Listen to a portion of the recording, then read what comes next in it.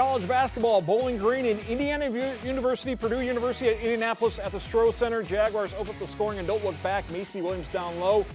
7-point lead. Second quarter, Katie Hempling out to Nyla Hampton. Falcons down a dozen at the break. In the third, Jags go back to Williams on the block. Three-time Horizon League Player of the Year led the scoring with 23 points. Later on, it's Natalie Anderson to a cutting Madison Wise, lays it in. Jaguars out to a 21-point lead late in the third. BG would get it to 11, but it's not enough. Freshman Zoe Miller with 15, her second double-digit performance in as many games, with fellow freshman Amy Velasco adding 15 of her own.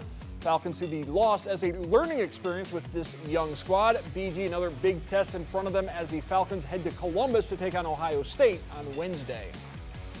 I would just say my teammates believe in me so much, and it's just helped me become, not feel like a freshman. I feel like I've been playing here for so long that any mistake I make, they're right there telling me it's okay. I thought they were fearless. I thought they were really aggressive. I thought they made a lot happen.